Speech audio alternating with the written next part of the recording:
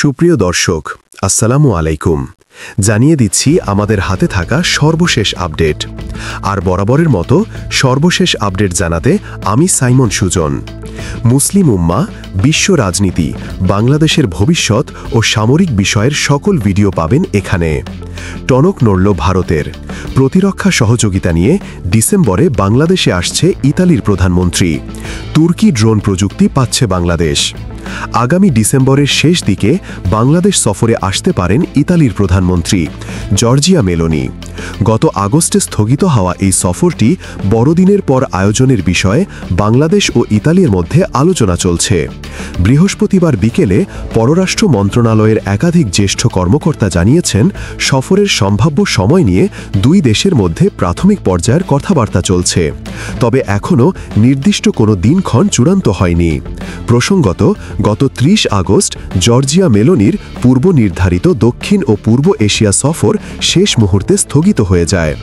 Russia Ukraine যুদ্ধের জটিলতা এবং আন্তর্জাতিক নিরাপত্তা পরিস্থিতির কারণে বাংলাদেশ সহ সিঙ্গাপুর, ভিয়েতনাম, দক্ষিণ কোরিয়া ও জাপান সফর বাতিল করা হয়।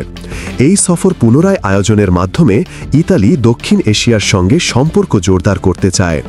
সবকিছু ঠিকঠাক থাকলে অধ্যাপক মোহাম্মদ ইউনূসের নেতৃত্বাধীন অন্তর্বর্তী সরকারের আমলে ইউরোপীয় ইউনিয়নের কোনো শীর্ষ নেতার এটি হবে প্রথম ঢাকা সফর। জর্জিয়া মেলোনির সফরকে ঘিরে নিরাপদ ও নিয়মতান্ত্রিক অভিবাসন, দ্বিপাক্ষিক বাণিজ্য এবং প্রতিরক্ষা সহযোগিতা, এই তিনটি বিষয়কে বিশেষ গুরুত্ব দেওয়া হবে বলে ধারণা করা হচ্ছে। গত বছরের সেপ্টেম্বরে নিউ ইয়র্কে জাতিসংঘ সাধারণ পরিষদের ফাঁকে অধ্যাপক ইউনূসের সঙ্গে বৈঠক করেন প্রধানমন্ত্রী মেলোনি। সেখানে দুই দেশের মধ্যে ঘনিষ্ঠভাবে কাজ করার প্রতিশ্রুতি দেওয়া হয়। এরপর গত মে মাসে ইতালির স্বরাষ্ট্রমন্ত্রী মাতেও পিয়ান্তেদোসি ঢাকা সফরে এসে মেলোনির সফর নিয়ে আলোচনা করেন। তখনই সফরের বিষয়টি নিশ্চিত করা হয়। সম্প্রতি অধ্যাপক ইউনূস জাতিসংঘের খাদ্য ও কৃষি সংস্থার FAO এর সম্মেলনে অংশ নিতে রোম সফর করেন, যা দুই দেশের কূটনৈতিক প্রস্তুতির অংশ হিসেবে বিবেচিত হচ্ছে। 1998 সালে ঢাকায় এসেছিলেন ইতালির তৎকালীন প্রধানমন্ত্রী রোমানো প্রদি। সেটিই ছিল ইতালির কোনো প্রধানমন্ত্রীর প্রথম ঢাকা সফর। জর্জিয়া মেলোনি এলে এটি হবে দ্বিতীয়বারের মতো ইতালির প্রধানমন্ত্রী বাংলাদেশ সফর করবেন, যা দুই দেশের সম্পর্কের ইতিহাসে একটি গুরুত্বপূর্ণ মাইলফলক হয়ে থাকবে। ড্রোন হত্যাকারী তুর্কি প্রযুক্তি বাংলাদেশ। বাংলাদেশের আকাশ প্রতিরক্ষা ব্যবস্থায় যুক্ত হতে যাচ্ছে যুগান্তকারী এক নতুন প্রযুক্তি। আধুনিক সমর কৌশলের সঙ্গে তাল মিলিয়ে দেশের সামরিক সক্ষমতা বাড়াতে এই উদ্যোগ নেওয়া হয়েছে, যেখানে মূল লক্ষ্য শত্রুপক্ষের ড্রোন শনাক্ত ও প্রতিহত করা। বিভিন্ন আন্তর্জাতিক প্রতিরক্ষা বিষয়ক সংবাদ মাধ্যমের তথ্য অনুযায়ী বাংলাদেশ সশস্ত্র বাহিনী তুরস্কের তৈরি অত্যাধুনিক অ্যান্টি ড্রোন সিস্টেম ইলতের J-350 সংগ্রহের দিকে অগ্রসর হচ্ছে। এই পদক্ষেপটি দেশের আকাশসীমাকে অননুমোদিত ড্রোন বা মানববিহীন উড়োযান UAV থেকে সুরক্ষিত রাখতে এক নতুন দিগন্ত উন্মোচন করবে বলে ধারণা করা হচ্ছে। বর্তমান সময়ে যুদ্ধের ধরন দ্রুত বদলে যাচ্ছে।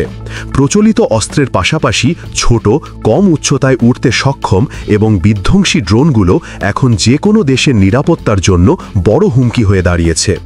এই ড্রোনগুলো প্রচলিত রাডার ব্যবস্থাকে ফাঁকি দিয়ে সহজেই গোয়েন্দা তথ্য সংগ্রহ বা অতর্কিত হামলা চালাতে পারে। এমন বাস্তবতায় একটি কার্যকর ড্রোন প্রতিরোধ ব্যবস্থা থাকা অপরিহার্য হয়ে উঠেছে। বাংলাদেশ সেনাবাহিনীও এই চ্যালেঞ্জ মোকাবেলায় নিজেদের ফোর্সেস গোল 2030-এর অংশ হিসেবে আকাশ প্রতিরক্ষা ব্যবস্থাকে ঢেলে সাজানোর পরিকল্পনা হাতে নিয়েছে, যার অন্যতম প্রতিফলন হতে পারে এই তুর্কি প্রযুক্তি সংযোজন। যে প্রযুক্তিটি নিয়ে সবচেয়ে বেশি আলোচনা হচ্ছে সেটি হল তুরস্কের স্বনামধন্য প্রতিরক্ষা প্রতিষ্ঠান বোয়াজাছি সাভুনমা টেকনোলজি কর্তৃক নির্মিত ইলতের J-350 কাউন্টার UAV সিস্টেম। এটি কোনো সাধারণ ড্রোন প্রতিরোধ ব্যবস্থা নয়, বরং একে একটি পূর্ণাঙ্গ ইলেকট্রনিক ওয়ারফেয়ার স্যুট বলা চলে। তুর্কি প্রতিরক্ষা সূত্রের বরাতে জানা যায়, এই সিস্টেমটি অত্যন্ত নিখুঁতভাবে শত্রুপক্ষের ড্রোনকে শনাক্ত করে সেটিকে নিষ্ক্রিয় করে দিতে সক্ষম। যদিও বাংলাদেশ সরকারের পক্ষ থেকে আনুষ্ঠানিকভাবে এই বিষয়ে কোনো ঘোষণা আসেনি, তবে দুই দেশের মধ্যে ক্রমবর্ধমান প্রতিরক্ষা সহযোগিতা এই সম্ভাবনার পালে জোর হাওয়া দিচ্ছে। এখন প্রশ্ন আসতে পারে, কিভাবে কাজ করে এই ড্রোন হত্যাকারী প্রযুক্তি? এর কার্যপ্রণালী মূলত 3টি ধাপে সম্পন্ন হয়। প্রথমত, সিস্টেমটি তার শক্তিশালী সেন্সরের মাধ্যমে বিস্তৃত এলাকার মধ্যে উড়ে আসা যে কোনো ড্রোনের রেডিও ফ্রিকোয়েন্সি সিগন্যাল শনাক্ত করে। দ্বিতীয় ধাপে এর সঙ্গে থাকা উন্নত 3D পালস ডপলার রাডার ড্রোনের অবস্থান, গতি, উচ্চতা এবং দিক নিখুঁতভাবে নির্ণয় করে ফেলে। চূড়ান্ত ধাপে এটি অত্যন্ত শক্তিশালী ইলেকট্রনিক কাউন্টার মেজার বা জ্যামার ব্যবহার করে ড্রোনের সঙ্গে তার নিয়ন্ত্রকের যোগাযোগ ব্যবস্থা সম্পূর্ণ বিচ্ছিন্ন করে দেয়। এর ফলে ড্রোনটি হয় দিকভ্রষ্ট হয়ে মাটিতে পড়ে যায় অথবা তার উৎসলে ফিরে যেতে বাধ্য হয়। এটি মূলত একটি সফট কিল ব্যবস্থা, যা কোনো প্রকার গোলাগুলি বা বিস্ফোরণ ছাড়াই লক্ষ্যবস্তুকে অকার্যকর করে দেয়। ইলতের J350 সিস্টেমটির প্রযুক্তিগত সক্ষমতা একে অন্যদের চেয়ে আলাদা করেছে।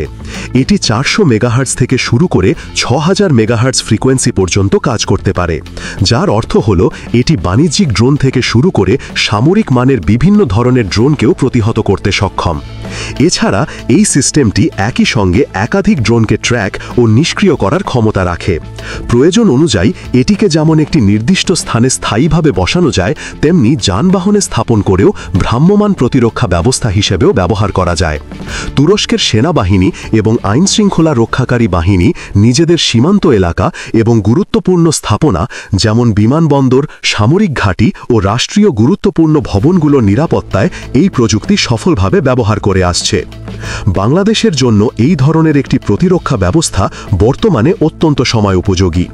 দেশের দীর্ঘ সীমান্ত এলাকা, বিশেষ করে রোহিঙ্গা ক্যাম্প সংলগ্ন অঞ্চল এবং পার্বত্য চট্টগ্রামে নজরদারি বাড়ানোর পাশাপাশি দেশের গুরুত্বপূর্ণ স্থাপনা যেমন রূপপুর পারমাণবিক বিদ্যুৎ কেন্দ্র, পায়রা সমুদ্র বন্দর, মাতারবাড়ি গভীর সমুদ্র বন্দর এবং বিভিন্ন সামরিক স্থাপনা নিশ্চিত করতে এই প্রযুক্তি কার্যকর ভূমিকা পালন করবে। অননুমোদিত ড্রোনের মাধ্যমে চোরাচালান, গোয়েন্দাগিরি বা সন্ত্রাসী কার্যকলাপের মতো ঝুঁকি মোকাবেলায় এই সিস্টেমটি প্রতিরক্ষা বাহিনীকে এক ধাপ এগিয়ে রাখবে। সাম্প্রতিক বছরগুলোতে বাংলাদেশ ও তুরস্কের মধ্যে প্রতিরক্ষা খাতে সম্পর্ক এক নতুন উচ্চতায় পৌঁছেছে। বাংলাদেশ সেনাবাহিনী ইতিমধ্যে তুরস্ক থেকে TRG-300 tiger missile system, Otokar Cobra 1 এবং কোবরা 2 সাজোয়া যান সহ বিভিন্ন সামরিক সরঞ্জাম সংগ্রহ করেছে। এই ধারাবাহিকতায় ইলতের J350 অ্যান্টি ড্রোন সিস্টেম যুক্ত হলে তা দুই দেশের মধ্যে প্রযুক্তিগত ও সামরিক সহযোগিতাকে আরও শক্তিশালী করবে। সার্বিকভাবে বলা যায়, ইলতের J350 কোনো আক্রমণাত্মক অস্ত্র নয়, বরং এটি বাংলাদেশের জন্য একটি অত্যাধুনিক প্রতিরক্ষামূলক ঢাল। এটি দেশের আকাশসীমাকে নিরাপদ রাখার পাশাপাশি বদলাতে থাকা সময়ের যুদ্ধের জন্য সশস্ত্র বাহিনীকে প্রস্তুত করতে বড় ভূমিকা রাখবে। যদি এই চুক্তি চূড়ান্ত হয়, তবে এটি নিঃসন্দেহে বাংলাদেশের প্রতিরক্ষা সক্ষমতায় একটি নতুন ও গুরুত্বপূর্ণ অধ্যায় রচনা করবে, যা দেশের সার্বভৌমত্ব রক্ষায় সহায়ক হবে। প্রিয় দর্শক, আমরা আপনার মূল্যবান মতামত জানতে চাই। নিশ্চয়ই কমেন্ট করে আমাদের আপনার অভিমত জানাবেন। আজ এ পর্যন্তই। ভালো থাকুন, সুস্থ থাকুন। চ্যানেলটি সাবস্ক্রাইব করে আমাদের পাশেই থাকুন। আল্লাহ হাফেজ।